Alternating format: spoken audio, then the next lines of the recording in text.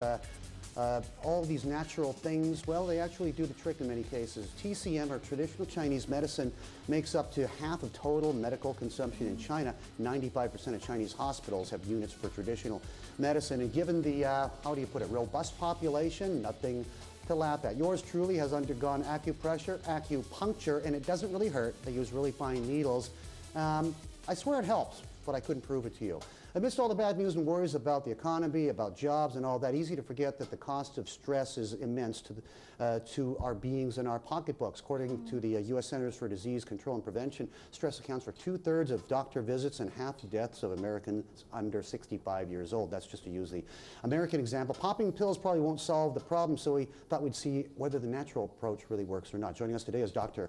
Ardyce Yik, a naturopathic doctor at the Integrated Medicine Institute in Hong Kong, and of course our guest Kim Do, also with us on the program as well. Doctor, welcome to the program. Thank you. I've, at the behest of my grandparents and my parents, you know, I've, rather than popping Prozac and Remeron and Valium and Halcyon, I did try the naturopathic approach. I can attest that many of the remedies work. What is the growth like in naturopathy versus traditional Western medicine? Well, I think as people are starting to realize the benefits of natural medicine, it's definitely on the increase. Right now, the IMI clinic that I work at caters to expats and Westerners, and we are seeing an increase of people who are coming in with, you know, general anxiety, digestive issues such as heartburn, constipation. You know, some people are having trouble sleeping, or perhaps they're not feeling refreshed after a night's sleep, and so and they're, you know, they don't want to, as you were saying, continue to pop pills. They want people, practitioners, to actually address the cause of these symptoms and conditions. I want to clarify, naturopathy, is that the correct term there? Yes, naturopathy. This isn't just TCM, it sort of merges cultures, right? I mean, you might use things like valerian root for, you know... That's right, herbal medicine, yeah, herbal medicine, Western herbal medicines along with Eastern traditional therapies, and sort of find a fine balance. Is that correct? That's right, yes. Naturopathic medicine encompasses, as you were mentioning, TCM, homeopathy, nutritional therapy, Western herbs, as well as lifestyle counseling. We emphasize the importance of disease prevention, and so we emphasize that we should be teaching healthy lifestyle principles so that people can actually prevent sustainable practices. Don't just come to me when it's broken because I might not be able to fix it or something like that. Kim, how about you? You had a, you know, you grew up in Asia. Have you ever, you know, have you ever had your grandmother or relatives or aunties boil funny-looking things into a big black mush and told to drink it all? I actually had some acupuncture treatment at one stage for my asthma, and I can't really vouch whether it actually worked or not, but it hurts quite a lot when I had that treatment. What do they do? Do you use nails? You know, yeah, no, pins. You know, hurt with me. Yeah, pins. But I can't vouch whether it actually worked or not. But anyway, I did go through that. But these days, I actually had to take more multivitamins in order to complement, you know, the type of food which we eat every day, because organic food is rare and quite expensive. And it may not be organic. Yes, especially in the wet markets. They might be just messing with you. So you take your vitamins A, C, E, and selenium, antioxidants, multi, and high doses of vitamin C. Exactly. See, I know the prescription. See what happens when you get to our age. Body's warranty runs out at 40 or something like that. Do you? I'm going to ask this in as respectful a way as I can. Okay, having grown up in a family of Western doctors, there was always this sort of a mindset that things like naturopaths, like chiropractors, like podiatrists, are somewhat on the periphery of medicine, a little bit sort of, you know, not fully understood. Do you find that sort of skepticism out there I think still? it was more so in the past generation. I think that as North America is accrediting and licensing naturopathic doctors, I think that this trend will continue.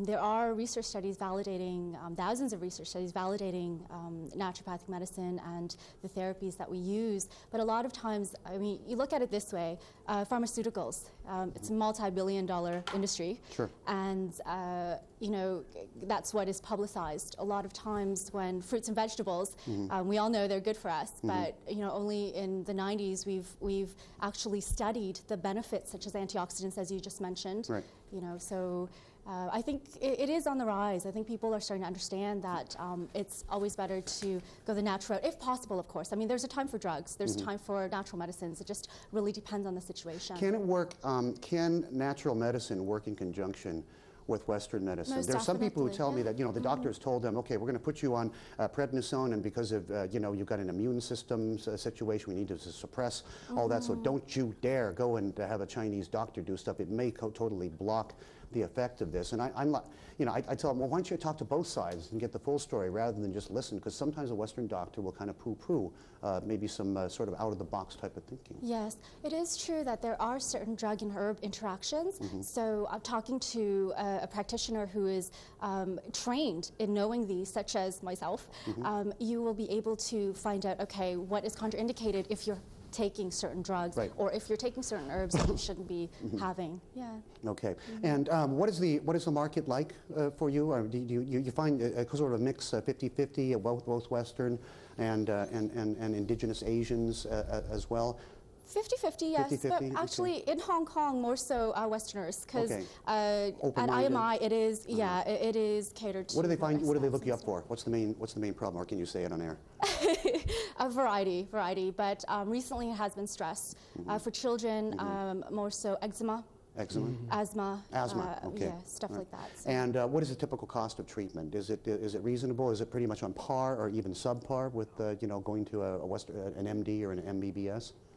When you first look at it, it might be a little more expensive, okay, but I think the long-term benefits outweigh the initial cost, because what we're trying to do is we're trying to get your body to be healthier so that you're not going to get sick. Right. You're going to have fewer. Trying to balance the, what are they called, the yin and the yang, or something like that, right? The internal heat and the external fire, or something like that. Thank you very much for joining us. Pleasure. I'll be looking up soon, okay? Sure, I've got a lot of problems. Do you do acupuncture? I don't, but there's an acupuncture practitioner at my clinic. Can you do it to him without pounding a steak through Kim's heart or something like that? Give her a chance. She looks gentle, but I don't know about the person who's actually going to do the needle work. I'm looking forward to this. Yeah, you can tell he's looking forward to it. Dr. Yik, thank you very much. Just in confidential, more questions for our guest of the hour, Kim Do. Send us your emails. So far, we're going to talk currencies, auto manufacturers, and lots more.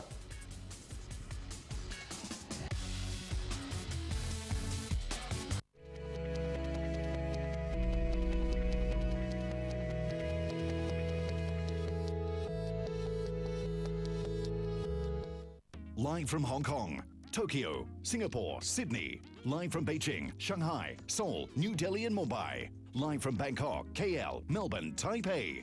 And now, live from Jakarta. On April 6th, Bloomberg adds Jakarta to its global network of television bureaus. As we launch our 14th live location in the Asia Pacific, we'll bring you leading newsmakers. Live from Jakarta each day next week on Bloomberg Television.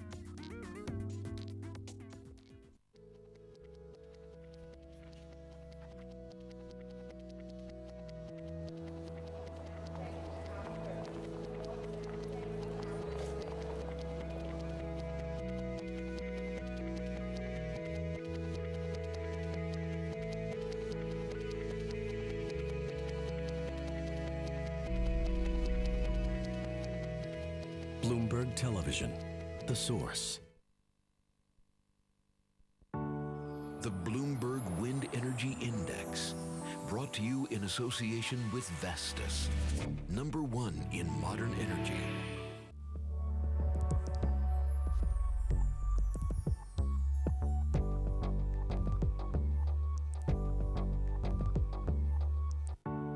The Bloomberg Wind Energy Index, brought to you in association with Vestas, #1 in modern energy.